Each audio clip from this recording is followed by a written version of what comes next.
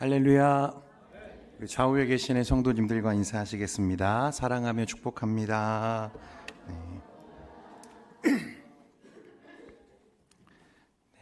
잘 오셨습니다. 우리가 수요 예배를 통해서 또 하나님의 말씀을 또 깊이 또 따라가며 또 묵상하고 있는데요. 지난 시간에는 우리가 하나님으로부터 시작해서 천사, 귀신, 이 사탄, 영적인 존재들에 대해서 이야기를 나누었습니다. 특별한 이유와 목적이 없다면 육체가 없기 때문에 사람의 눈으로 볼 수는 없지만 성경은 그들이 인격적인 지성체로서 반드시 존재하고 있다고 말씀합니다. 지금까지 이제 영적인 존재들에 대해서 우리가 이야기를 해왔다면 오늘은 좀 다른 이야기를 해보려고 하는데, 아마 인류 역사상 가장 오래되고 가장 중요했던, 그래서 수많은 사람들이 정답을 찾으려고 헤매이게 만들었던 질문이 이것이라고 저는 생각하는데, 인간이란 과연 무엇인가 하는 질문입니다. 역사상 수많은 철학가들과 사상가들이 이 질문에 답을 하기 위해서 평생을 바친 사람들이 많습니다. 사랑하는 성도 여러분, 오늘날 이 세상은 과연 인간을 어떻게 정의하고 있는가? 진화론적 유물론자들은 인간을 그저 고도로 진화된 어떤 동물 정도로 보기도 하고 우연한 어떤 작용의 산물이다 이렇게 정의하기도 합니다. 또 자본주의 사회에서는 철저하게 인간을 생산성과 경제력이라고 하는 숫자로 평가하기도 하고, 현대의 포스트 모더니즘은 인간을 스스로 자신의 의미를 창조해내야만 하는 외로운 존재로 규정하기도 합니다. 이 복잡한 세상의 가치관들을 한마디로 요약해 보자면, 사람의 가치는 곧 그가 살아내는 삶의 결과물, 우리가 가진 소유와 성취로 정해진다라고 이 세상은 생각한다는 거예요. 이 무서운 인식이 오늘날 우리 시대에 뼛속 깊이 뿌리 내리고 있음을 보게 됩니다. 여러분, 당장 저와 여러분의 일상을 조금 들여다보면요, 오랜만에 지인이나 친구들을 만나서 동네 카페에 앉으면 여러분 주로 어떤 이야기들 하십니까? 부동산 가격이 얼마나 올랐는지, 주식의 동향은 어떠한지, 옆집 김 씨가 이번에 땅을 샀는데 그게 그렇게 대박이 났다더라, 이런 이야기들을 여러분들은 별로 안 하시는 것 같습니다. 네. 일상적으로 그런 이야기들 우리가 많이 나누게 되죠. 왜 그러냐면 내가 무엇을 성취했고 얼마나 가졌느냐가 곧 나라고 하는 존재를, 그 가치를 증명하는 기준이 되어 있기 때문에 그런 것입니다. 여러분, 그뿐 아니죠. 우리 부모 세대는 내 자신의 성취만으로는 만족이 안 되고 이제는 누구를, 내 자녀들을 세상의 평가대 위에 올려놓고 끊임없이 남들과 비교하게 되고 경쟁하게 되는 모습을 보죠. 우리 아이가 무한 경쟁 사회에서 좀 뒤처지지 않을까 밤잠을 설치고 불안해하고, 어떻게 해서든지 좋은 학교, 남들이 알아주는 번듯한 직장을 갖게 하려고 우리가 얼마나 힘을 쓰면서 살아가느냐는 것입니다. 자녀의 성적표와 스펙이 곧 내 존재의 성공을 대변한다고 믿는 결과들이죠. 우리는 지금 네가 쓸모있는 존재인지 스스로를 증명해내라 라고 하는 이 세상의 무서운 압박 속에서 끊임없이 남과 자신을 비교하는 숨막히는 피로감 속에 지금 살아가고 있다는 것입니다. 이 세상은 오직 내 가치와 내 존재는 나의 삶이 정하는 것이라고 믿고 있기 때문에 그런 거예요. 그런데 여러분, 정말 그것이 저와 여러분의 가치입니까? 그런 것으로 우리의 존재를 규정하고 대변할 수 있겠습니까? 여러분, 성경은 이것과 전혀 다른 가치를 우리에게 말씀하고 있다는 것입니다. 시편 8편 4절에 보면 다윗은 밤하늘의 웅장한 달과 별들을 바라보면서 창조주를 향해서 이렇게 물었습니다. 사람이 무엇이기에 주께서 그를 생각하시며 인자가 무엇이기에 주께서 그를 돌보시나이까. 사람의 가치는 그 사람이 정하는 것이 아니라 그를 생각하며 그를 돌보시는 누가 정한다는 거예요? 하나님께서 정하신다는 믿음의 고백이었습니다. 성도 여러분, 우리의 가치는 세상이 정해주고 규정하는 것이 아닙니다. 우리 존재에 대한 해답은 내 안에서 찾을 수 있는 게 아니라는 거예요. 오직 우리를 지으신 창조주 하나님, 그리고 그분이 주신 말씀, 성경을 통해서만 우리가 그 답을 알 수 있다는 것을 우리가 깨달아야 한다는 것입니다. 여러분, 우리가 집에서 필요한 가전제품을 하나 구매해 보면 요즘엔 이걸 언박싱이라고 하는데, 박스를 뜯어보면 항상 그 안에 뭐가 들어있냐면 친절한 사용 설명서가 들어있습니다. 그런데 여러분, 사람들이요, 설명서를 잘 읽을까요? 안 읽을까요? 잘 안 읽습니다. 그래서 어떻게 되죠?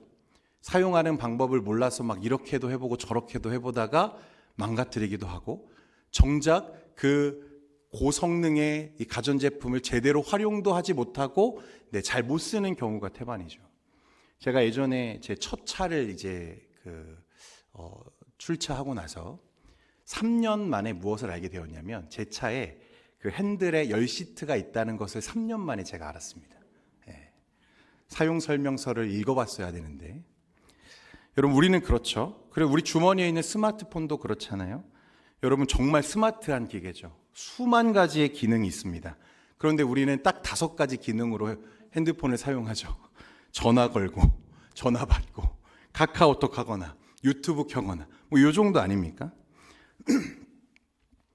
기계를 만든 설계자의 의도와 매뉴얼을 잘 모르면요, 여러분, 그 좋은 기계를 가지고도 굉장히 제한적인 기능밖에 못 쓰는 거죠.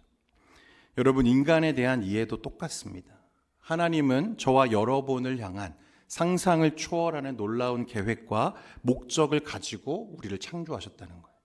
그런데 우리를 만드신 창조주의 매뉴얼, 뭐죠? 성경을 덮어놓고 그냥 세상을 살아가는 거예요. 세상이 말하는 돈 벌고 밥 먹고 남들과 경쟁하는 그런 것들에 매달려 시달리며 살아가게 되는 것입니다. 여러분, 오늘 말씀을 통해서 하나님이 저와 여러분을 얼마나 귀히 여기시는지, 또 얼마나 아름답게 창조하셨는지를 깨달을 수 있기를 바랍니다. 하나님의 관점으로 우리의 삶을 좀 볼 수 있어야 돼요. 그러면 성경은 인간을 도대체 어떤 존재라고 규정하고 있는가? 여러분, 창세기 1장 26절 말씀에 보면요, 이렇게 말씀합니다. 우리 같이 한번 읽겠습니다. 시작. 하나님이 이르시되 우리의 형상을 따라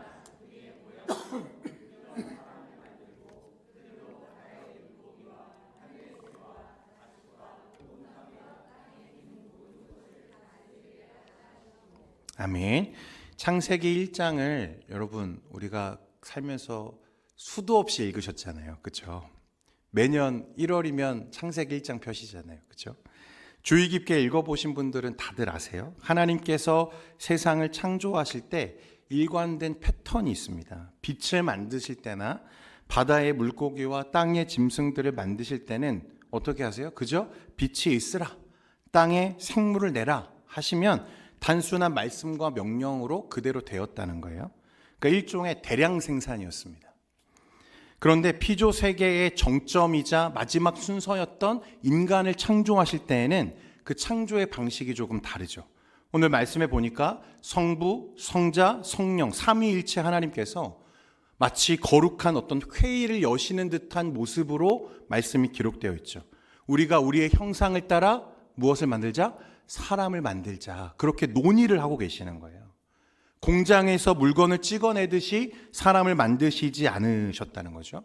온 우주를 창조하신 삼위일체 하나님께서 가장 깊은 관심과 애정을 쏟아부어 심혈을 기울여 빚어내신 최고의 걸작품이 뭐였냐면 바로 인간이었다는 것입니다. 여러분, 그 증거로 저 하늘에 수놓아져 있는 별들을 저와 여러분이 다 셀 수 있습니까? 셀 수가 없죠. 거의 무한에 가까운 별들을 여러분, 하나님이 단 한순간에 창조하셨습니다. 여러분, 믿으십니까? 그런데 사람은 어떻죠?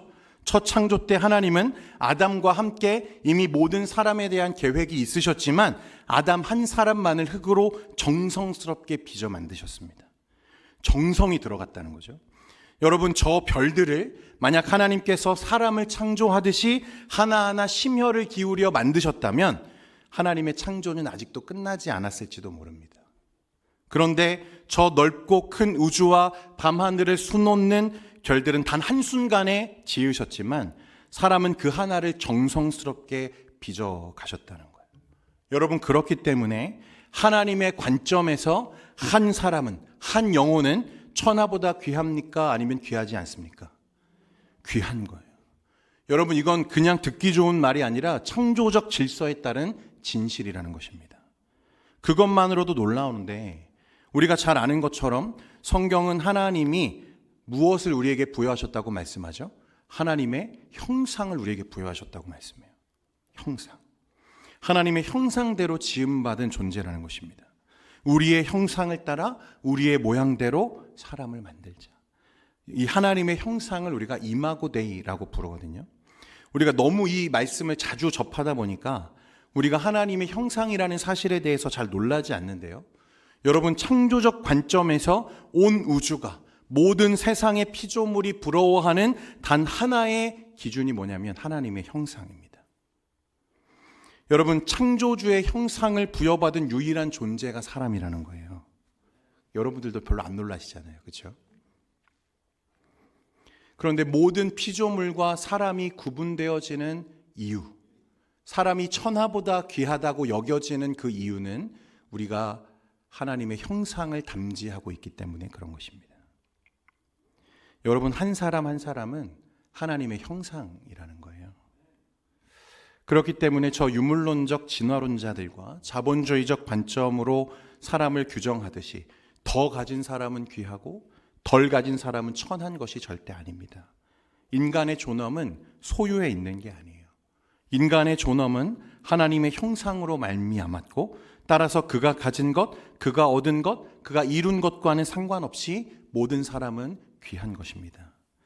그렇다면 여러분, 우리가 하나님의 형상대로 지음받았다는 것은 도대체 무슨 뜻인가? 한 신학자가 통찰하는 대로 인간은 하나님을 닮았으며 이 땅에서 하나님을 대표하는 존재로 지음받았다는 뜻입니다. 그게 하나님의 형상을 주셨다는 의미예요. 이 의미를 세 가지 정도에서 보통 이야기를 하는데요. 첫 번째는 인간은 도덕적, 지성적, 영적으로 하나님을 닮은 존재라는 뜻입니다. 하나님은 영이시기 때문에 눈에 보이지 않습니다. 그러니 우리의 겉모습이 하나님을 닮았다는 것이 아닙니다. 인간은 영혼뿐만 아니라 육체를 포함한 우리의 전 인격이 하나님의 거룩한 성품을 반사하는 거울로 지음받았다는 거예요. 여러분, 창세기 2장에 보면 하나님이 짐승들을 아담에게로 끌어오실 때 아담이 그들의 무엇을 지어주기 시작하죠? 이름을 하나씩 하나씩 붙여주기 시작합니다. 여러분, 이름을 짓는다는 것은 존재를 규정하는 것이고 그 존재의 의미를 부여하는 거예요. 누가 그렇게 하는 거죠? 아담이 그렇게 하고 있는 거예요. 짐승들은 본능에 따라서 움직이지만 인간은 우주에서 유일하게 복잡한 언어를 사용하고 논리적 사고를 할 수 있고 영이신 한 창조주 하나님과 교제하며 예배할 수 있는 지성적, 영적 형상을 부여받은 존재라는 것을 말씀하는 것입니다.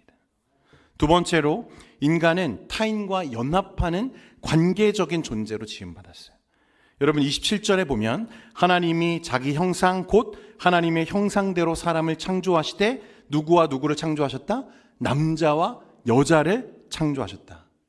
여러분, 왜 성경은 하나님의 형상을 언급하는 가운데 남녀에 대한 이야기를 지금 언급하고 있을까? 남자와 여자. 그리고 실제로는 여자는 지금 처음 그때 창조된 것이 아니라 후에 아담의 갈비뼈를 통해서 하나님이 여자를 창조하시죠. 그런데 왜 하나님은 창조의 기록을 하시면서 남자와 여자를 서두에 이렇게 기록하고 계시는가? 그것은 인간이 삼위 하나님 안에 내재되어 있었던 관계적 존재임을 우리에게 부각시키는 것입니다. 여러분, 삼위일체 하나님은 한 분이시지만 그 안에 세 위격이 함께 공존하시죠. 영원 전부터 성부, 성자, 성령의 완벽하고 충만한 사랑의 관계 속에 세 분이 계시는 거예요. 하나님은 원래 어떤 분이세요? 관계적인 분이세요. 관계를 원하시는 분이세요. 사람을 지으신 이유도 뭐예요? 관계하시기 위함이십니다. 하나님은 세 위격으로 늘 함께 하시는 분이라는 거예요. 따라서 하나님의 형상인 인간은 혼자 살 수 있어요? 없어요? 처음부터 없는 거예요. 하나님은 그렇게 사람을 설계하지 않으셨다는 것입니다. 인간은 홀로 고립되어서 이기적으로 존재하도록 지음받지 않았다는 거예요. 그리고 본래 인간은 하나님의 형상대로 서로 온전히 함께하는 존재로 지음받았다는 사실입니다. 그래서 사람은 결코 혼자서는 살 수가 없어요. 관계적인 존재이고 사회적인 존재로 지어졌다는 것입니다.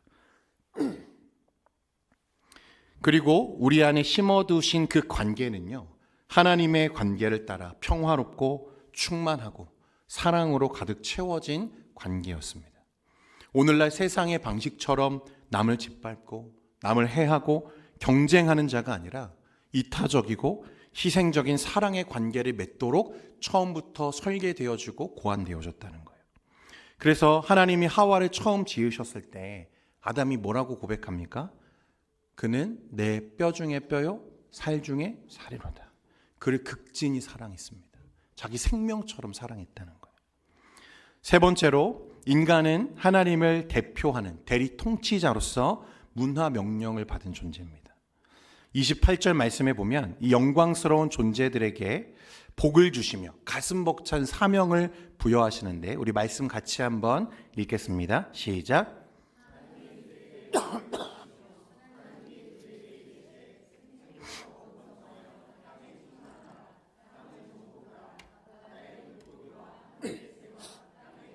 모든 생물을 다스리라 하시니라. 아멘. 개혁주의 신학은 이 말씀을요, 문화 명령이라고 부릅니다. 여러분, 고대 근동 지역에 가보면요, 위대한 왕은요, 자신이 정복한 영토의 끝자락마다 자신의 모습과 똑같이 생긴 거대한 형상, 신상을 세워두는 경우가 종종 있었다고 해요.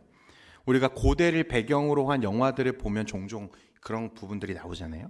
그런데 그 조각상은 보이지 않는 위대한 왕이 지금 이곳을 통치하고 있음을 세상에 보여주는 권위적인 선언이었다는 것입니다.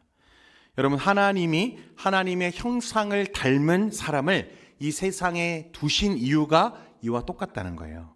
하나님은 온 우주의 참된 왕이시고 창조주이십니다. 믿으십니까?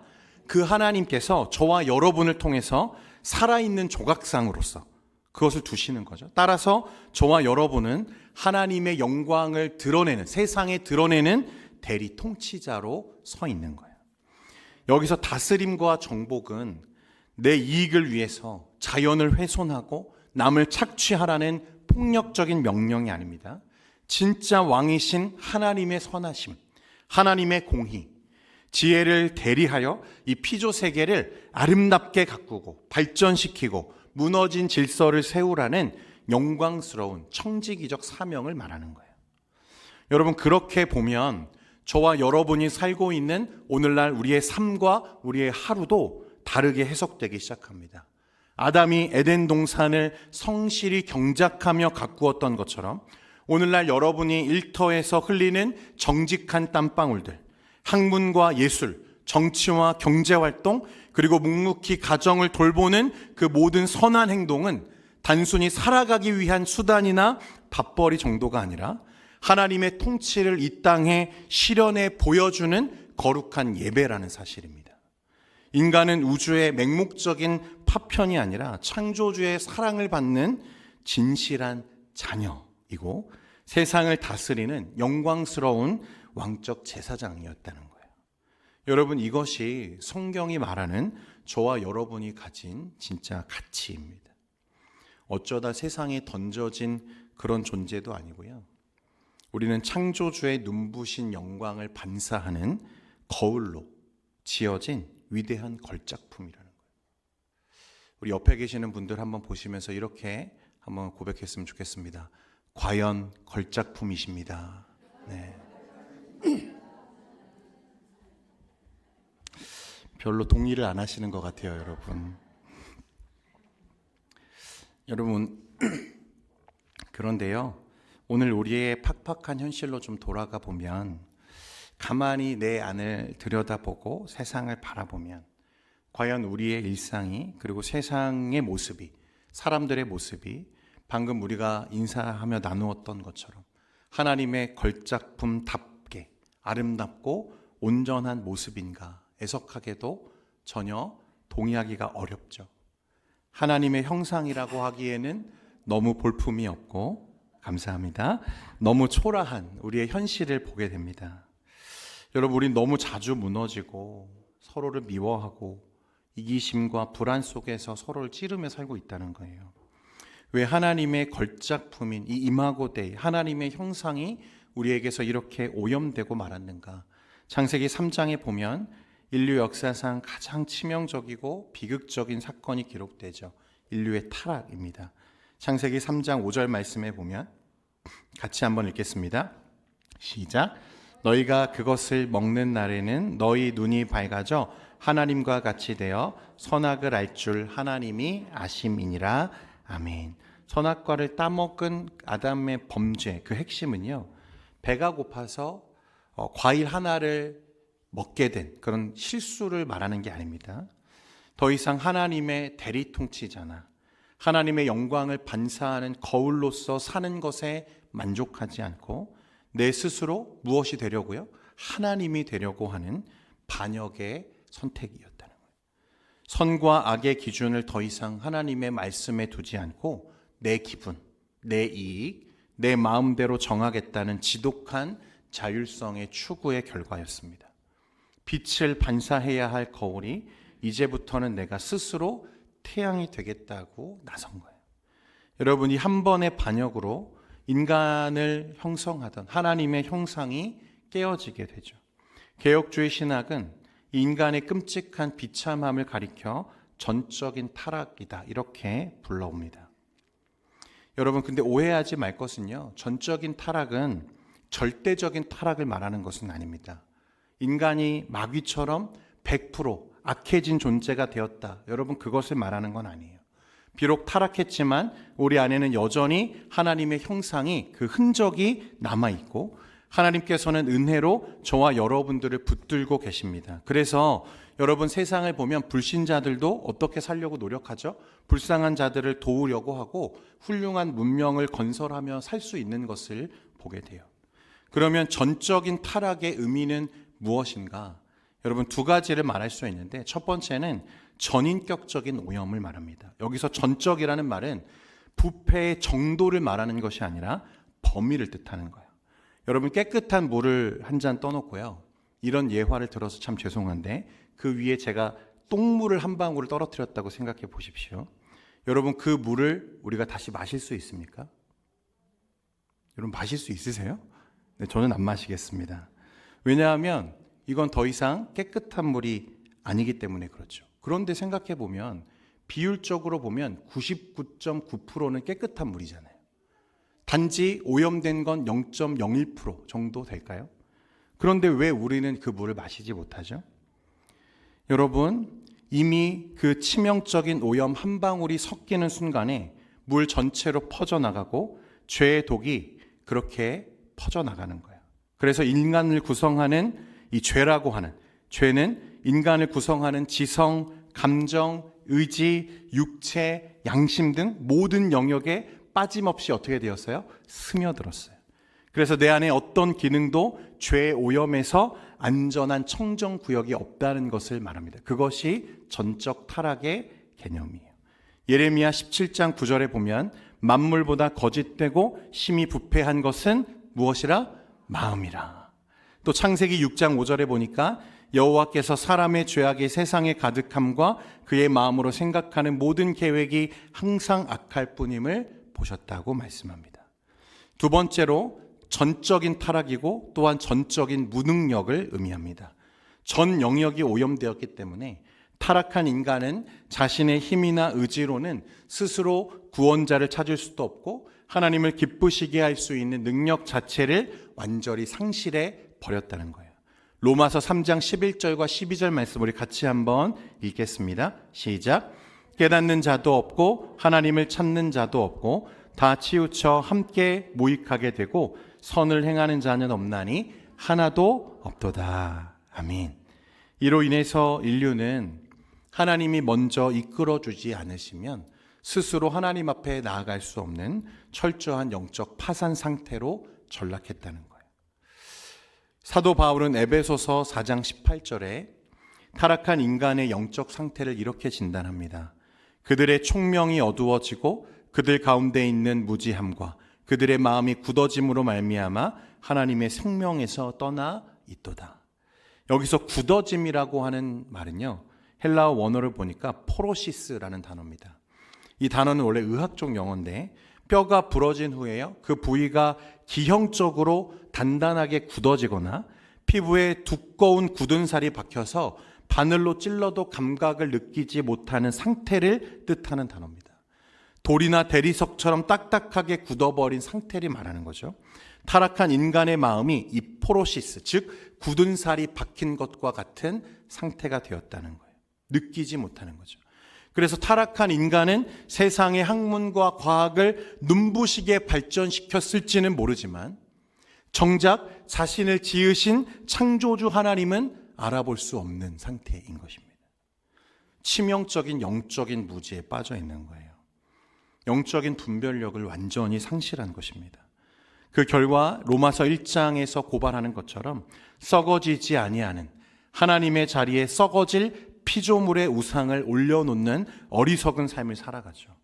저와 여러분도 마찬가지 아닙니까? 돈, 권력, 자식들, 건강, 궁극적으로는 나 자신을 숭배하고 내 정욕을 채우는 것을 가장 지혜로운 삶이라고 착각하며 추구하는 삶을 살죠. 도덕적인 양심이 완전히 굳어져서 하나님을 찾지 못하는 상태에 빠져 있기 때문에 그런 것입니다. 하나님의 형상이 파괴되자 여러분 우리의 내면뿐 아니라 본래 평화와 사랑으로 가득해야 했을 관계의 축도 무너져 내리기 시작합니다. 먼저 창세기 3장 8절에 보면요, 아담이 범죄하고 나서 하나님이 그를 찾으시죠. 그런데 그때 아담이 어떻게 합니까? 하나님의 낯을 피해서 자신의 몸을 숨기기 바빴어요. 이것은 무엇을 뜻하냐면 거룩하신 하나님과 우리 인간 사이에 죄의 담이 쌓여져서 완전히 단절되어진 것을 말하는 것입니다. 끊어진 거예요. 이어서 타인과의 단절이 진행되죠. 여러분 앞에서 아담이 뭐라고 말했어요? 하와를 보면서 내 뼈 중에 뼈요 살 중에 살이라 감탄했던 아담이 죄를 짓자마자 아담아 왜 선악과를 먹었니? 물었을 때 뭐라고 대답했습니까?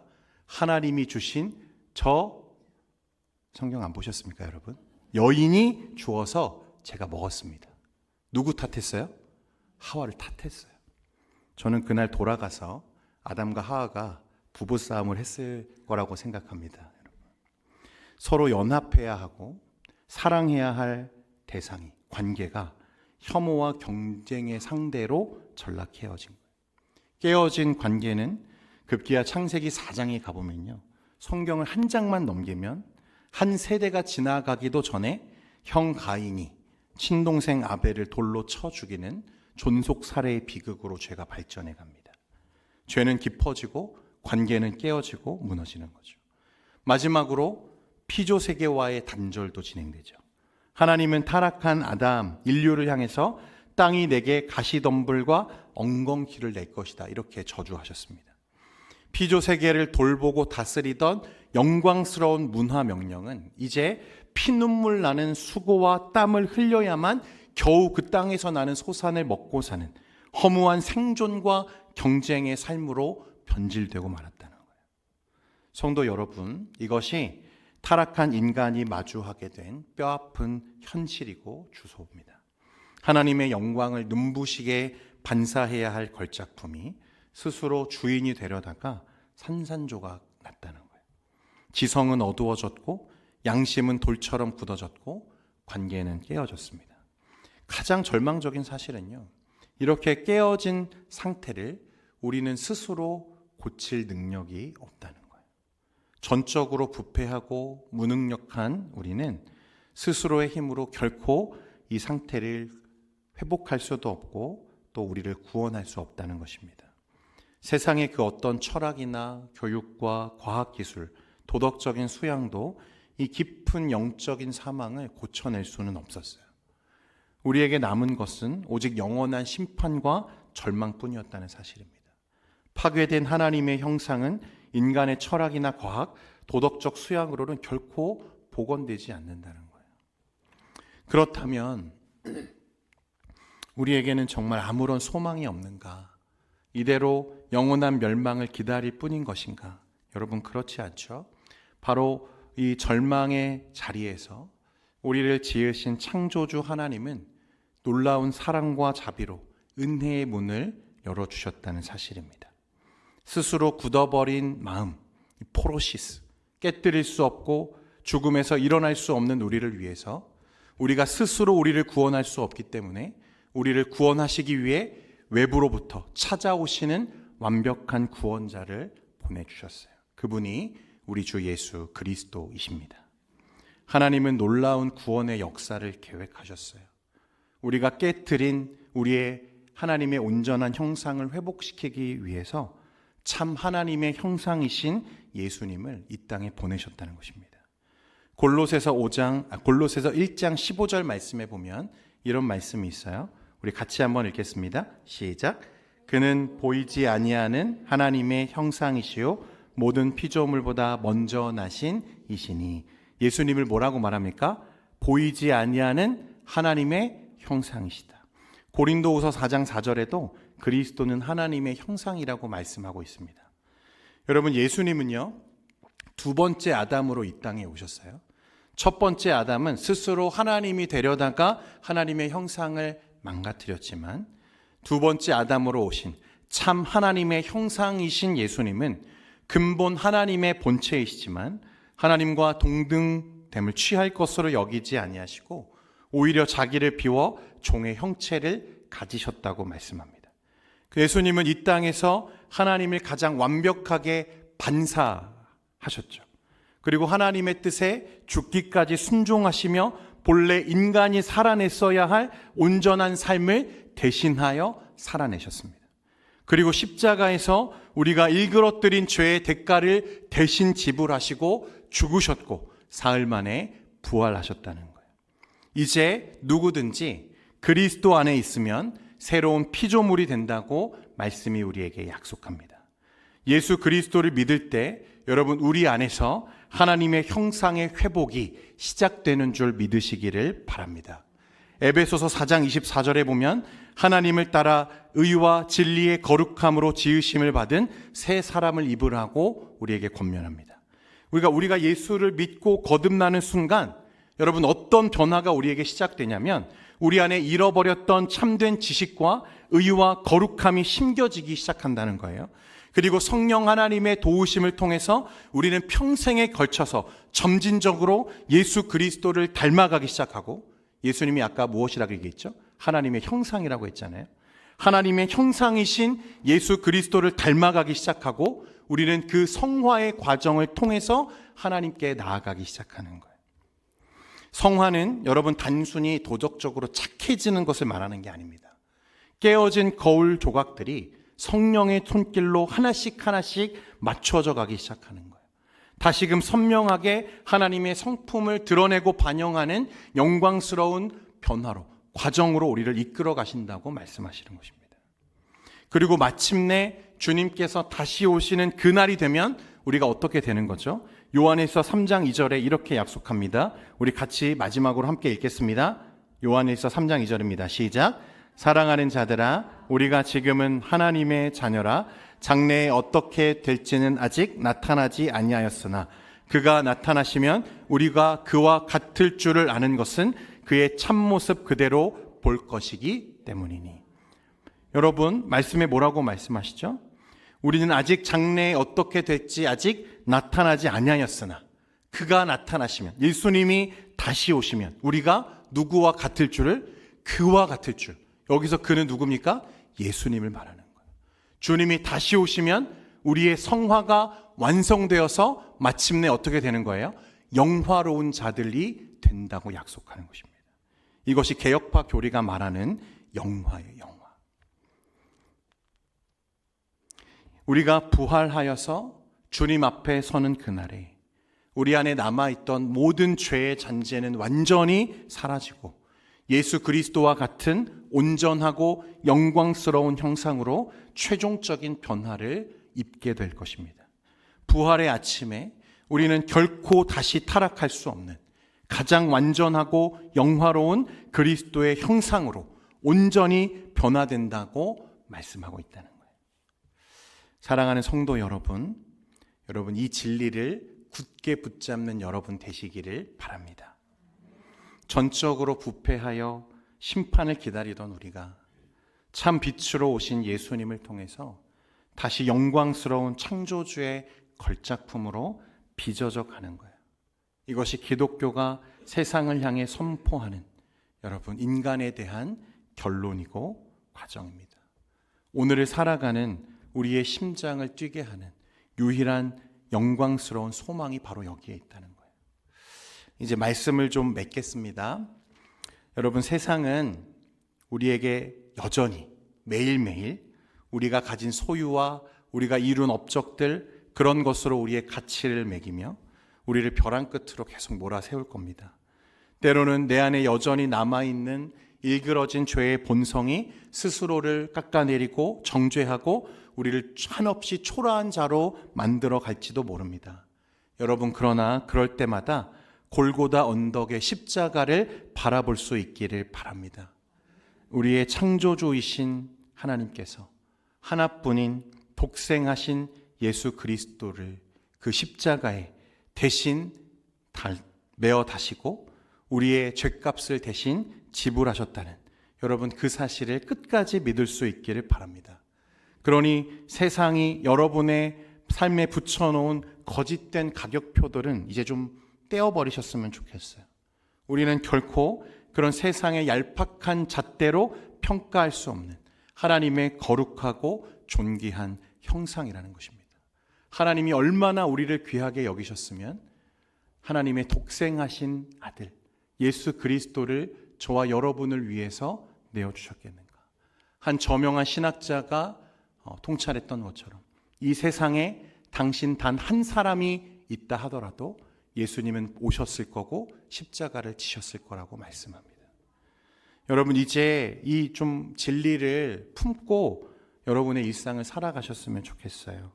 내 곁에 있는 가족과 직장 동료들, 심지어 나와 성향이 달라서 껄끄러운 이웃들이 있더라도 여러분, 그들을 하나님의 형상으로 바라볼 수 있기를 바랍니다.